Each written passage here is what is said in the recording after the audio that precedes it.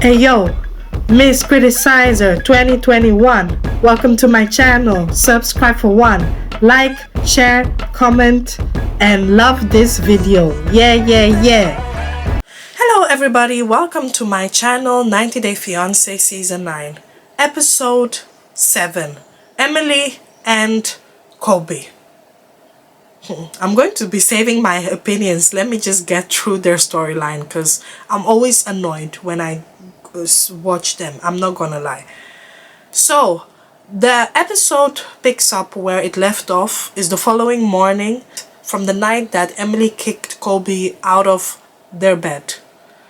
They finally get ready, brush their teeth, doing everything, and so Colby was changing his son's diaper. And she said, no, you're not doing it well. You need to do it like this. You need to do it like that. She's already being controlling. And she said that I'm a Virgo. I like to have things done a certain way. It's either my way or it's the highway. Yeah, I like to be organized. Well, guess what, Emily? If you were disorganized, yes, and if you're such a perfectionist, why don't you have your life in order?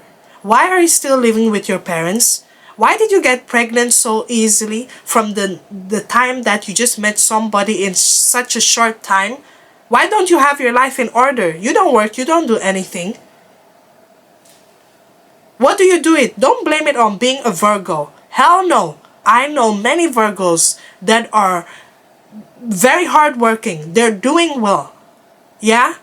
They're not controlling. It's one thing to be organized and it's one thing to be controlling for no reason. They get to the car and Colby said that, okay, I would like to drive. Because I see you guys, your road here in America, and it's far easier than how I used to drive in Cameroon. The roads here are much easier, and that's true. And even though that's true, and she was extremely rude. Yeah, look, he doesn't need to drive the car. I personally feel that he just got there. They're still busy with his document. He's there on a visitor's visa. I don't know if he has an international driving license, but sometimes you just don't want to risk it because things like that can spoil your case. You never know if maybe her car will crash or if something will happen to her car. So her disagreeing with him not driving, I get, but my problem is her tone. Her tone is very disrespectful. Yeah, you can say it like this: oh honey, you know, I think that it's best that you don't drive now. We don't want to risk any problems, you know. It's either you get stopped by the police, we don't know, or anything that can ruin your case in case maybe something happens. I trust that you are a good driver, but it's just, let's not risk it. Let's give it some time. Maybe if one day we have time, we drive in a quiet neighborhood, I'll teach you, and then from there we pick up. But let's see how things are. Let's check if your driving license can be used here. Let's check those things. And then that's it. It would have been the end of discussion. But you are saying that, oh my God, you're going to endanger my son's life. I don't trust you. Don't go behind the wheel. Shut up. It's my car. Get in. I said, this is Angela 2.0. How the hell do you expect this man to feel? She's so self-centered. I cannot stand this girl. Seriously, it would have been one thing if she had her life in order. If she was maybe like Kara, who is doing very well for herself financially and is doing something, but she's just here sitting down lazing around in her parents' house, and she made it seem like it's an extremely big deal how she raised her son. As they were on the road driving, she's like, oh honey, hold my hand, and she doesn't like to talk about topics. She would just pretend like nothing happened. She's showing him around the place. And then he asked, where are the clubs? And she said, this is a small town. There are no clubs here, just pubs. And he said, damn, everything that I was watching on TV, the New Yorks, the Miami, you name it, the LAs, wow. And I said, yes, Colby, this is it. In the West, like America, UK, other places, they have quiet areas. There are no clubs there. You have to travel to the big cities. That's just how it is. So as they were driving down the neighborhood, she was showing him around her dream home, and oh, that's the type of house I want to have, blah blah blah. And he said, well, we'll just have to get our finances in order if we ever want to dream to live like this. So he wanted to take that opportunity to talk about the entire bed drama. He said that I haven't seen my son for almost 2 years. I just wanted to bond with him. But yet you were so rude, you were so disrespectful. Then she said, well, I just wanted him to get into routine. I didn't want to have that issue, blah blah blah, all that.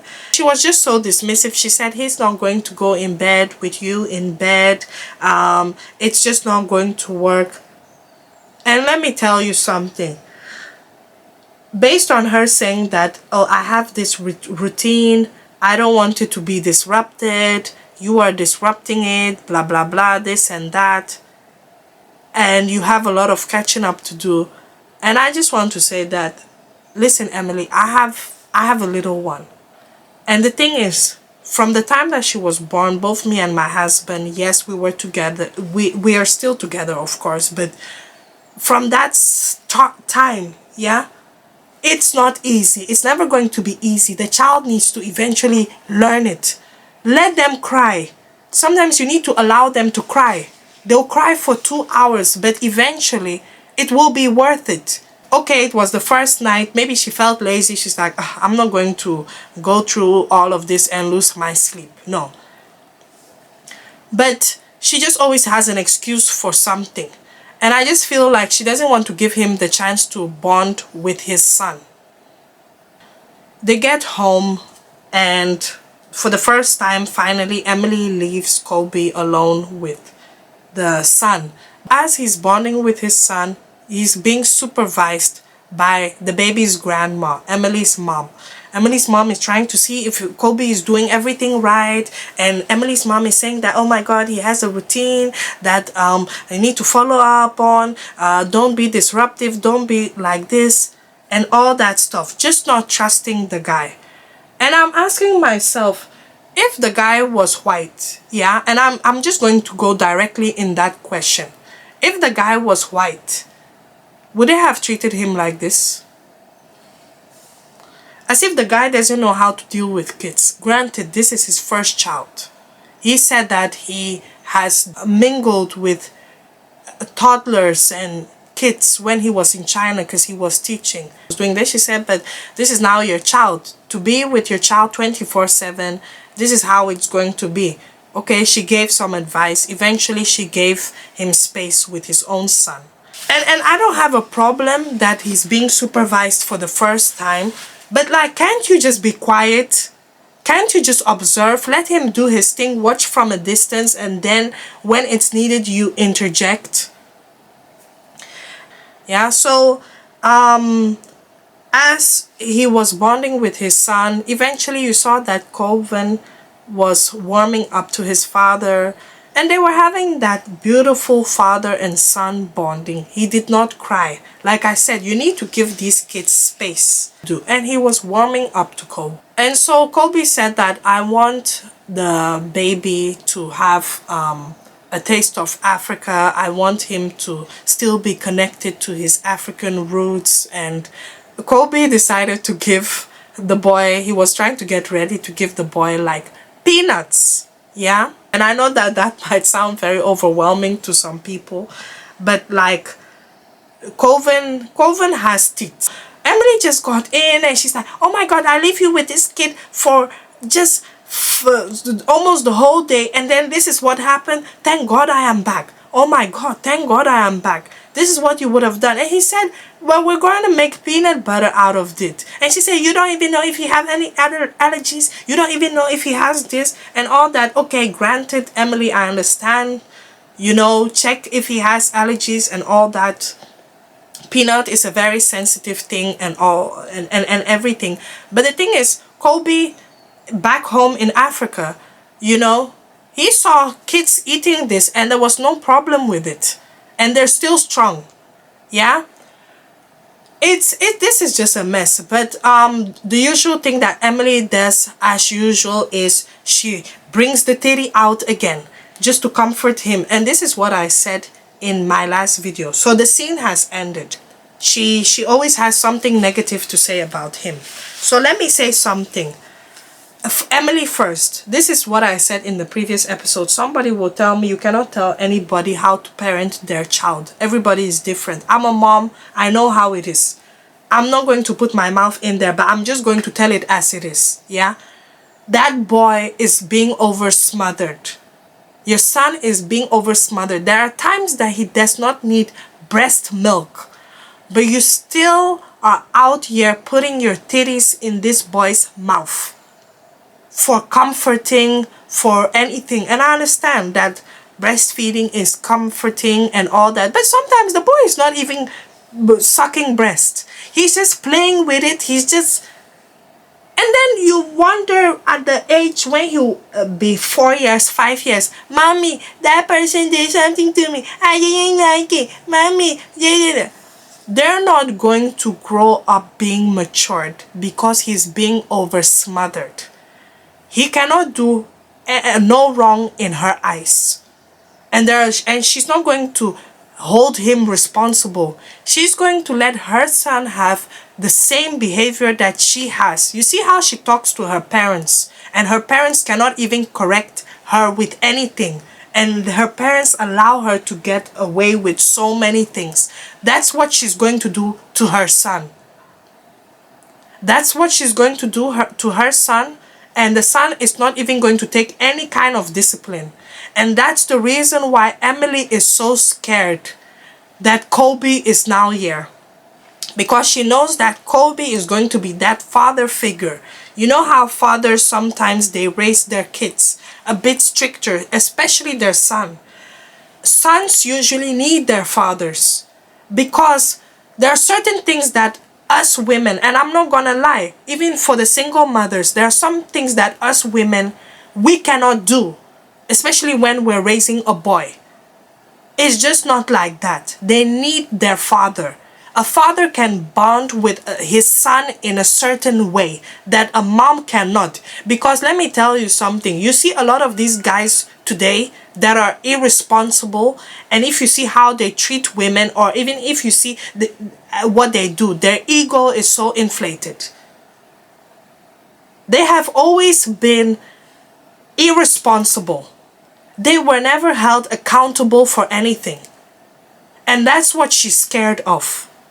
She's scared that Colby is going to raise that boy the way that he wants to raise him. And I'm going to see how this is going to turn out, because especially if Colby is going to treat him the African way. Emily and her parents are going to, like, they're going to explode when he starts raising that boy also the African way. And that boy needs it. Yeah?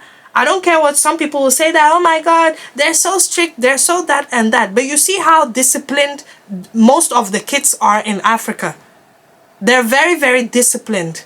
You don't see them, I'm sorry to say this, but you don't see them being so extremely disrespectful and rotten than the kids that I see here in the West. And I'm not even going to front.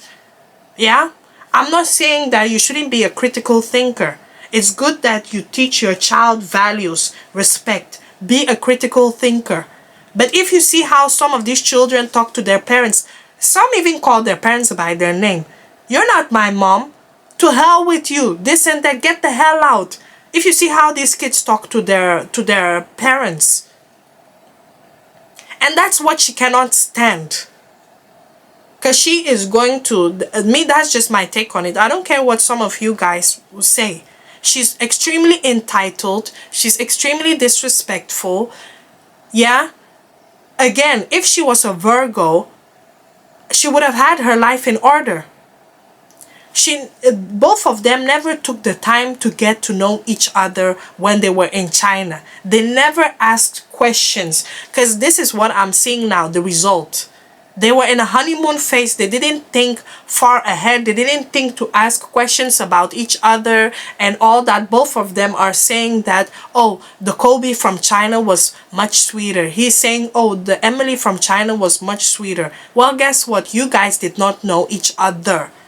And this is the result. She was just hypnotized, and and the black dick was just good enough for her.